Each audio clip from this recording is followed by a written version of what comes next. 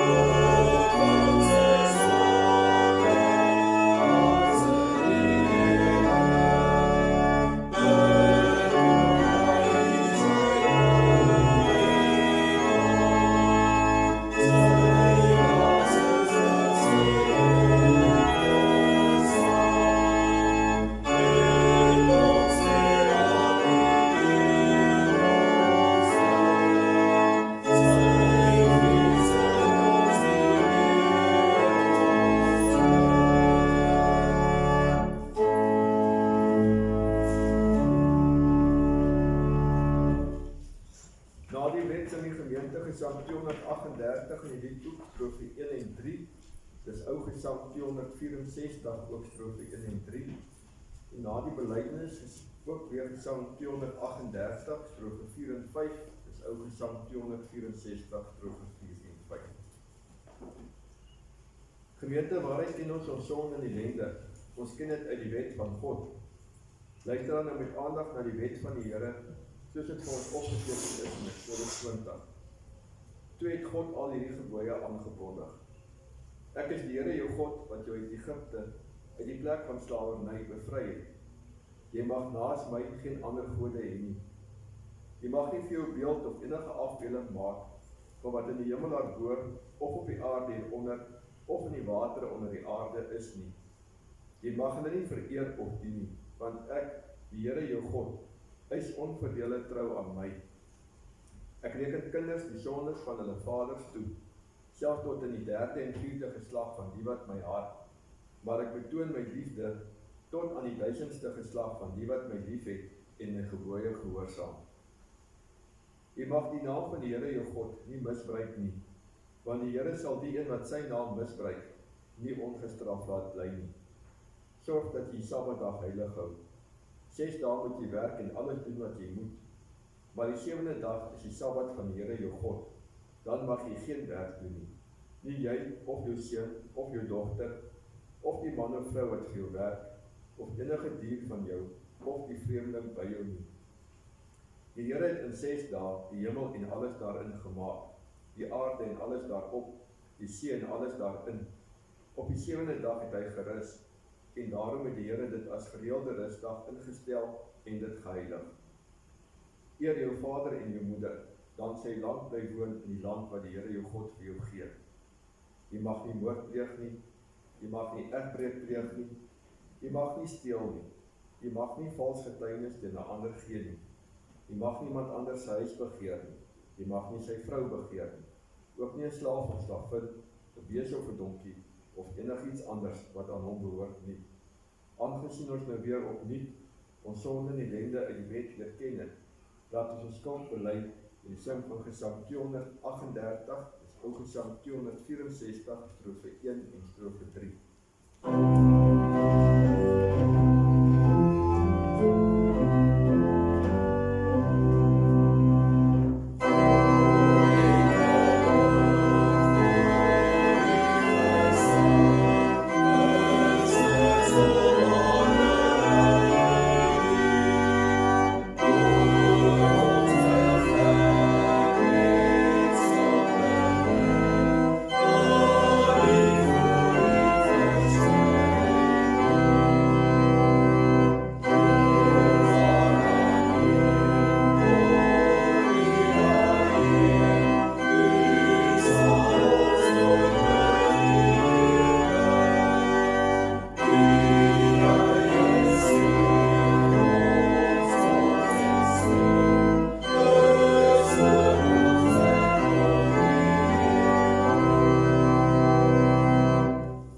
As jy met jou mond bely dat Jesus die Here is en met jou hart glo dat God hom uit die dood opgewek het, sal jy gered word.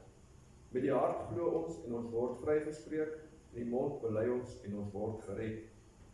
Laat ons dan nou belydenis van ons algemene Christelike geloof doen en laat elkeen van ons in sy hart soos volg spreek.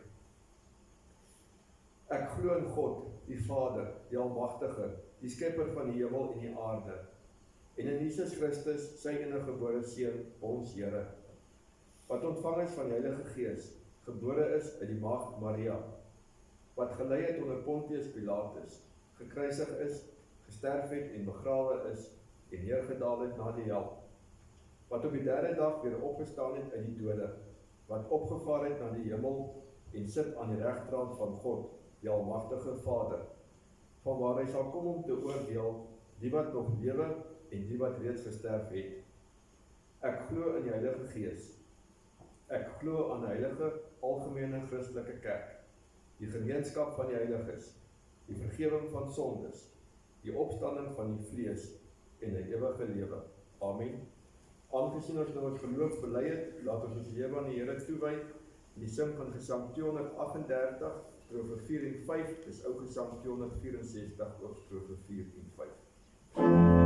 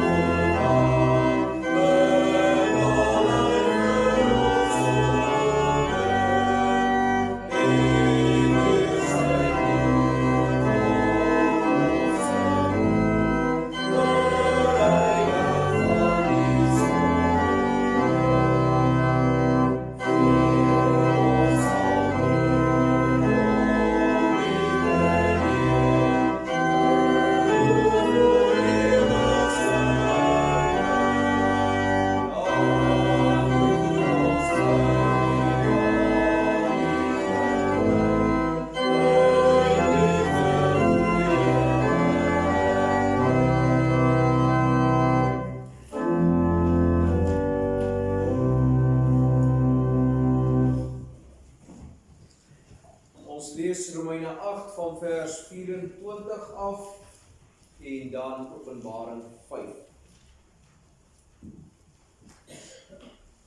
Romeine 8 van vers 24 af en Openbaring 5.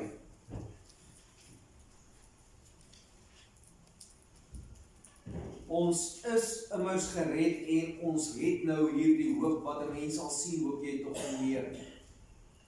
Wie hoop nog op wat hy reeds sien? Maar as ons hoop op wat ons nie sien nie, wag ons daarop met volharding. Die Gees staan ons ook in ons swakheid by. Ons weet nie wat en hoe ons behoort te bid nie. Maar die Gees self pleit vir ons met versigtings wat nie met woorde gesê word. En God wat die harte deurgrond, weet wat die bedoeling van die Gees is. Want hy pleit volgens die wil van God vir die gelowiges. Ons weet dat God alles ten goeie laat meewerk vir die wat hom liefhet, die wat volgens sy besluit geroep is, die wat hy lank tevore verkies het hy ook bestem om gelijkvormig te wees aan die beeld van sy seun, sodat sy seun baie broers kan hê van wie hy die eerste is. Die wat hy daartoe bestem het, het hy geroep, en die wat hy geroep het, het hy vrygespreek, en die wat hy vrygespreek het, het hy verheerlik. En dan lees ons Openbaring 5. In die regterhand van hom wat op die troon sit, het ek 'n boekrol gesien wat aan die voor en aan die agterkant vol geskrywe was, wat met 7 seels goed verseël was. Toe het ek 'n sterk engel gesien wat met 'n harde stem uitroep: Wie is waardig om die boek oop te maak deur die seels daarvan te breek? Maar niemand in die hemel of op die aarde of onder die aarde was in staat om die boek oop te maak en daarom te kyk nie. Ek het baie gehuil omdat daar niemand gekry is wat waardig was om die boek oop te maak en daarom te kyk.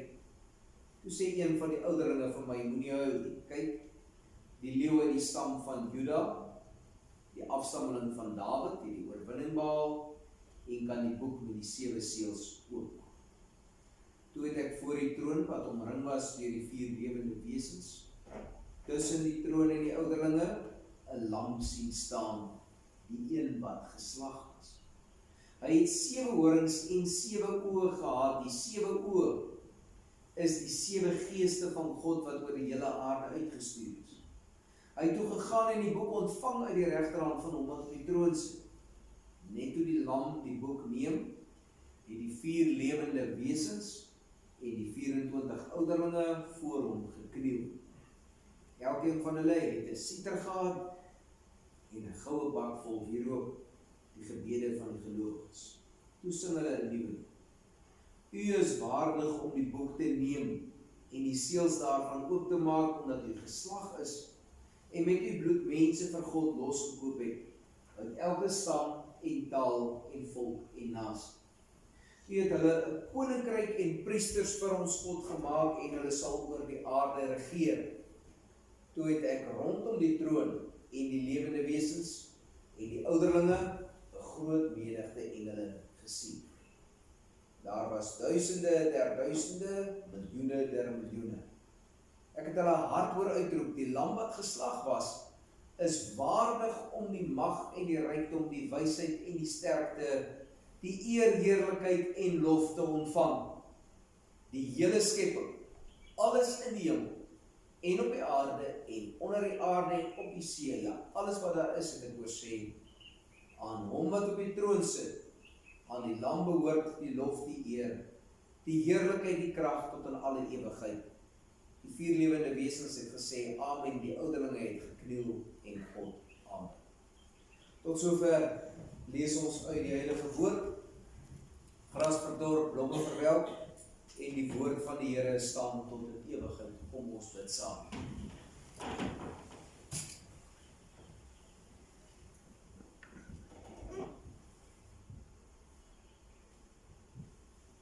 Almagtige Hemelse Vader,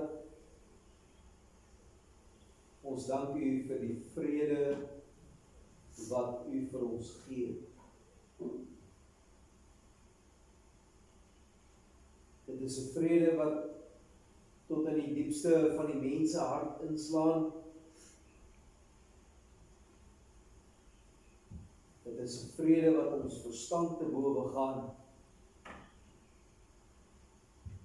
Dit is iets wat ons nie ten volle verstaan nie, Heer. En dan moet ons verder bely, dis vrede waarteen ons soms in opstand kom. Dis vrede wat ons soms vergeet.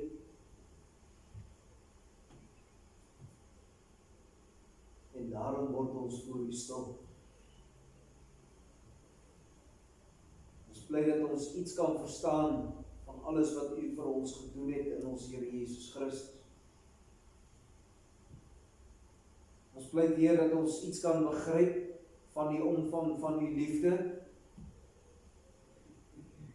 Ons vra, Heer, dat U woord vir ons sal oopgaan en deur die Gees in ons harte sal inslaan. Dat ons onder die indruk mag kom van u groot waarhede. Ons pleit, troue Vader, dat ons sondaar harte gevoed mag word deur u heilige woord, om te kan vertrek as mense wat ons Here ontmoet. Ons bid dit in Christus naam. Amen. Ons sing gesang 573 vers 2, die liedboek is dit 573 vers 2 en dan in die ou boek is dit 253 vers 5. Jesus Christus het gesterwe, het verrys vir my, en sy vrede my laat erwe deur sy soendood ook vir my. 573 in die liedboek, strofe 2, 253 vers 5 in die ou boek.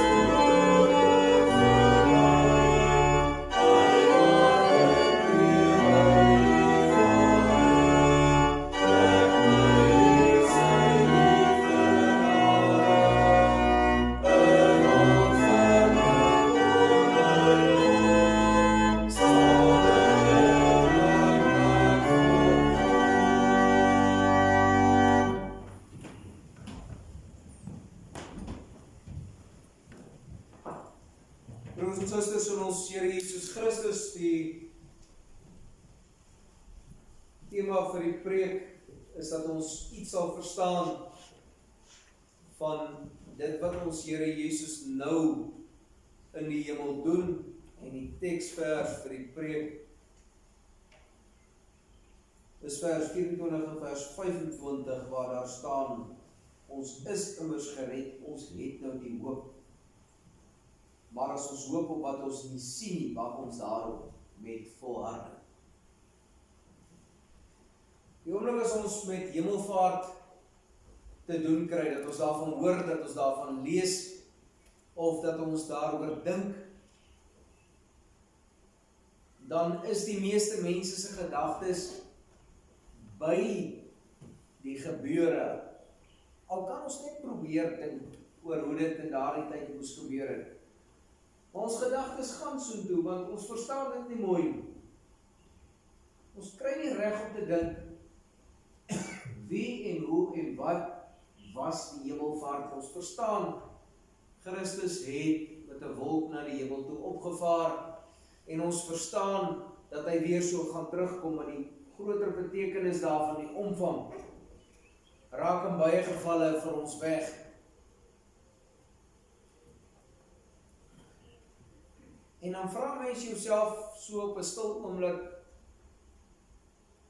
wat sou ons gedoen het onder daardie omstandighede? Wat sou ons daarvan gedink en verstaan het? Hoe sou ons gereageer het?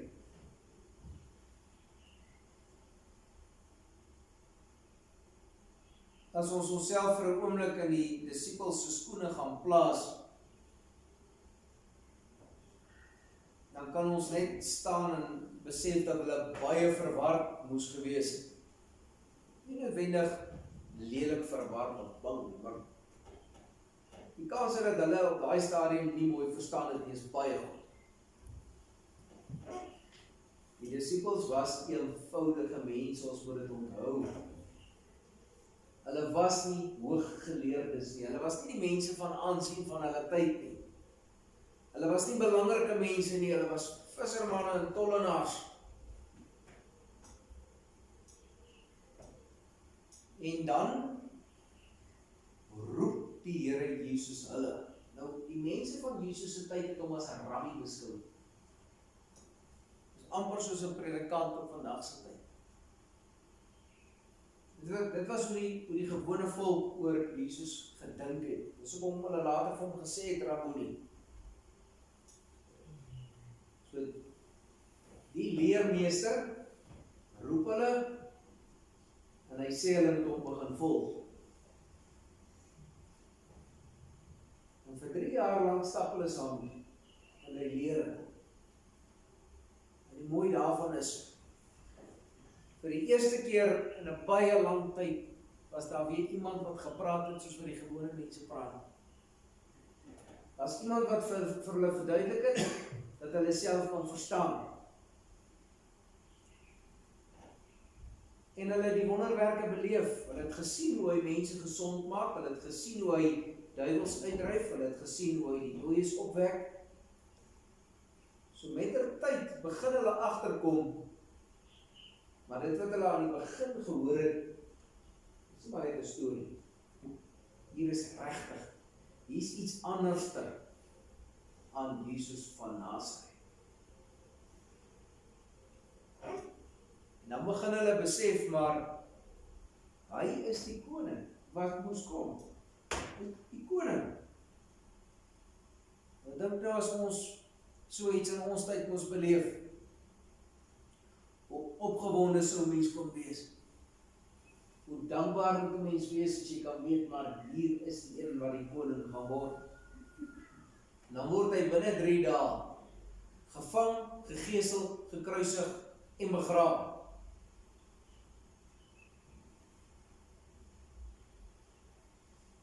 En dan stop dit nie daar nie. Na 3 dae staan hy op uit die doodheid en hy begin verskyn aan die mens. En heel op die einde, dan beleef hulle sy hemelvaart.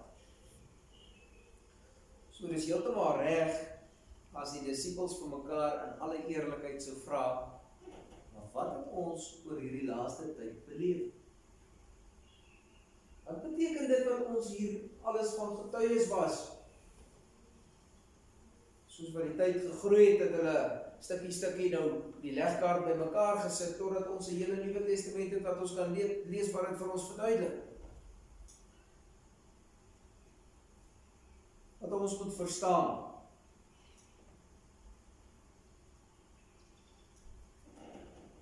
Wie is die Here Jesus? Wat doen hy? Waarom doen hy dit? As daar die dinge begin insien, dan begin ons goed reg verstaan. En jy moet altyd onthou, Jesus het nie eers as mens ontstaan nie. Hy was voor die tyd, reeds voor die skepping was hy reeds teenwoordig. Hy het uit die hemel uit die teenwoordigheid van God uit, dat hy aarde toe gekom, mens geword, en nadat hy opgestaan het, het hy weer teruggegaan na die hemel toe. En as ons nou Openbaring 5 vat, en mens lees dit so bietjie, dan maak dit vir ons die dinge so mooi oop, oor wie hy is, wat hy daar doen, hoekom hy daar is. God die Vader sit op die troon, en in sy regterhand hou hy die boekrol, en die boekrol is sy plan met die wêreld.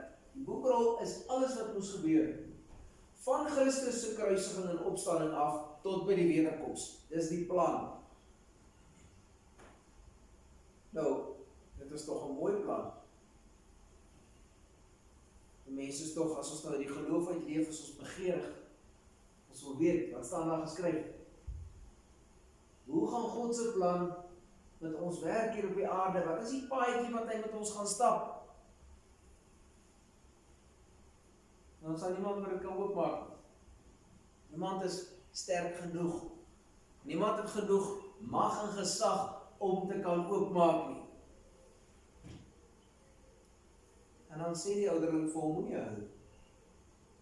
Die leeu uit die stam van Juda, die afstammeling van Dawid, het die oorwinning behaal, en hy kan die boek oopmaak.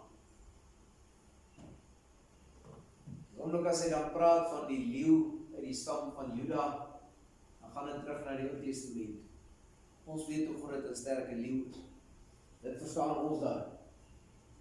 Christus is van al die hemelwesens, van alles wat bestaan, is hy die leeu, is die grootste, hy is die sterkste.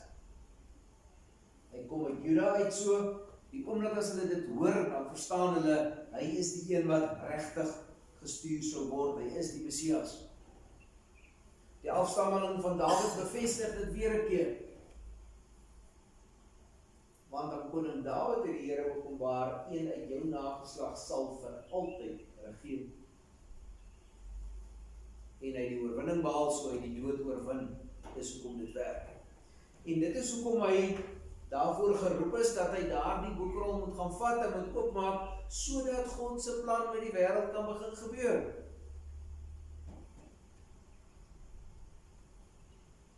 Hy is die een wat God se plan met die wêreld tot uitvoer bring. Dit is wie wat ons koning is, dis wat hy moet doen.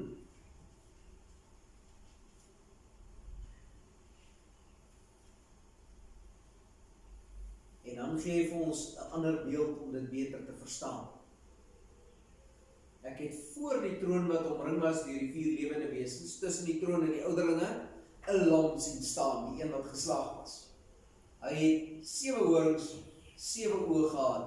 Die 7 oë is die 7 geeste van God.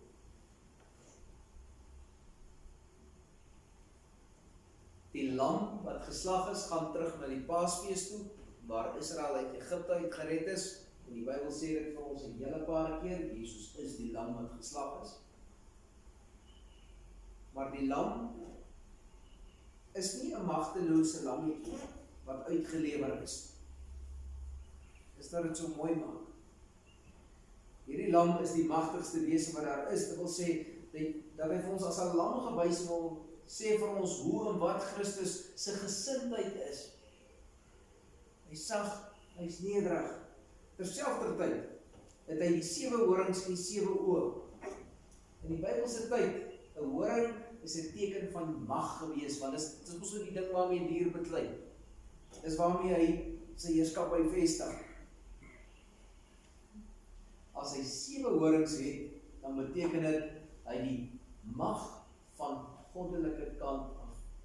Dis hoekom dit 7 is. Dis hoekom kom 'n bietjie later, hoofstuk 12 en hoofstuk 13, as die Satan sy valse drie-eenheid bring, daarna appel hierdie. Dis waar dit vandaan kom. Maar die lam met die 7 horings werk met sagmoedigheid en nogtans met God se gesag, met God se mag, God se krag. En as hy die 7 oë het, as hy God se gees het, dan beteken dit hy het volle kennis, hy het die volle wysheid, hy het die volle insig, hy verstaan en ken alles. Dit is ons koning. Ons praat in mensentaal van 'n koning en ons dink aan 'n mens wat op 'n troon sit en 'n paar besluite neem. Dit moet vir ons baie duidelik wees dat hierdie koning van ons nie sommer maar net iemand of iets is nie. Ons kan nie begin dink in terme van 'n mens af na hom toe.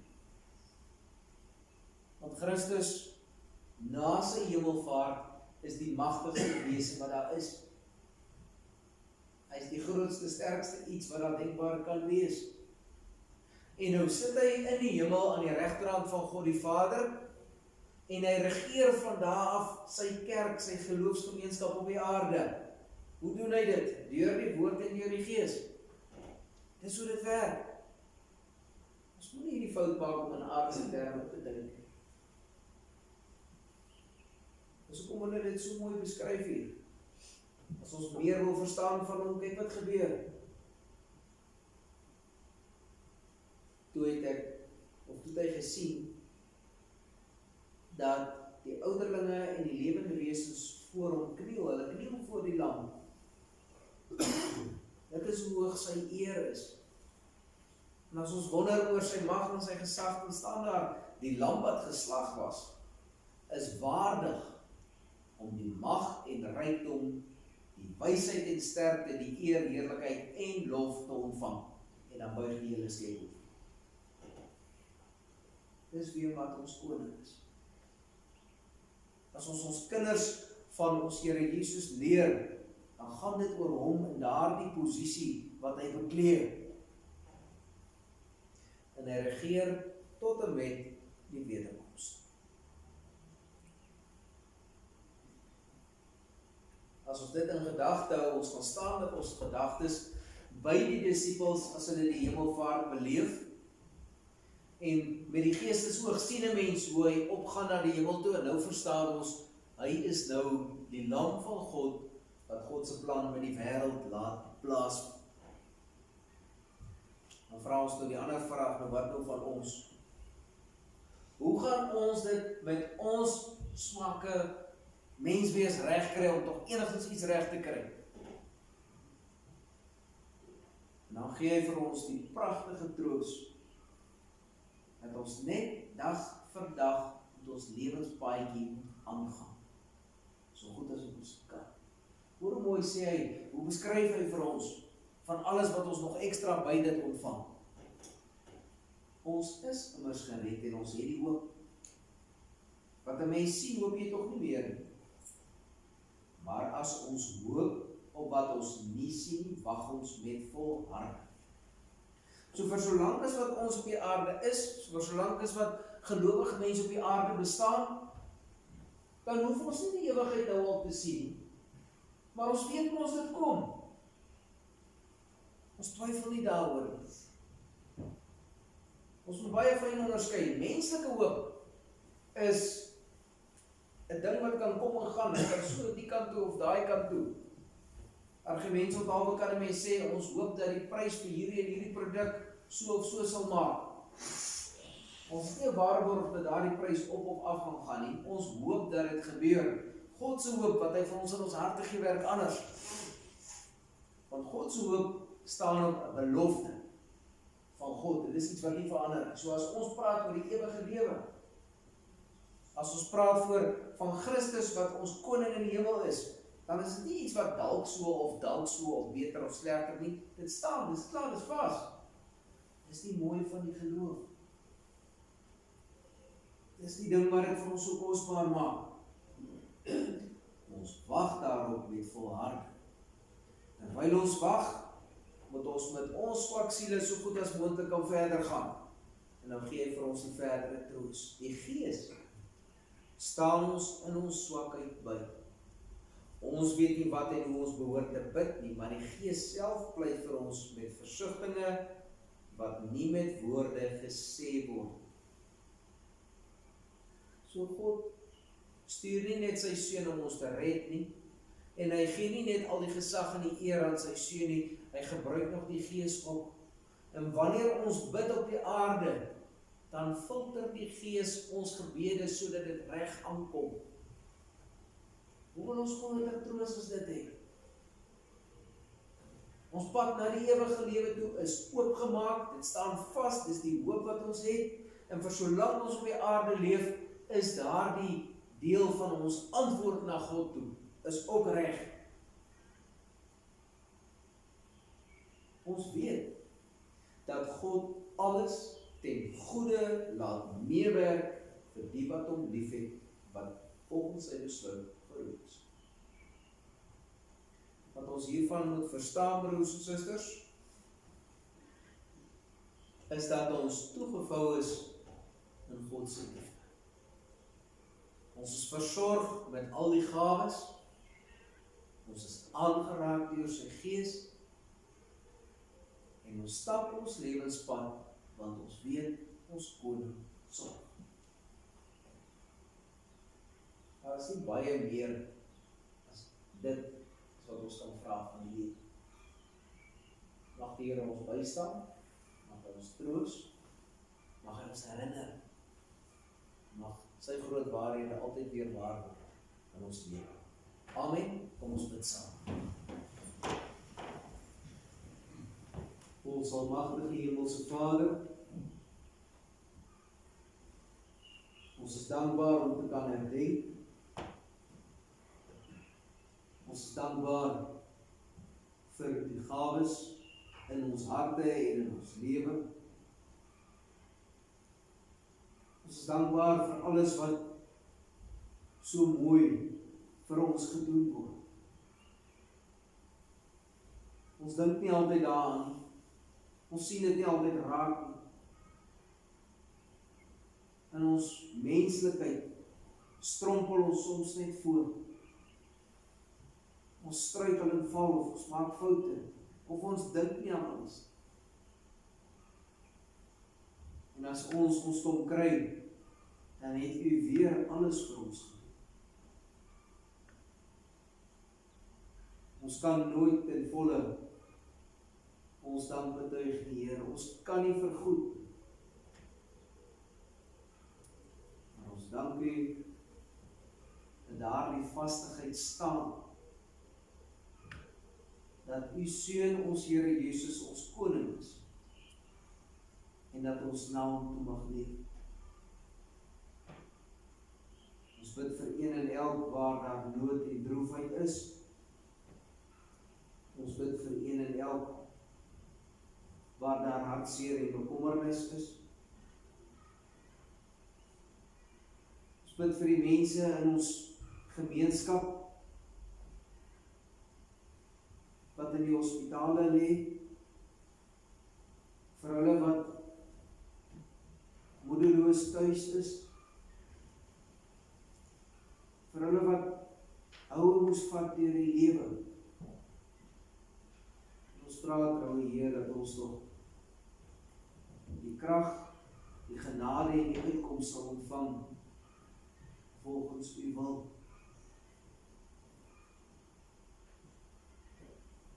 Ons bid daarom soos wat ons Here Jesus gebid het, en ons vra, laat U wil geskied. Ons bid dit in Jesus naam. Amen.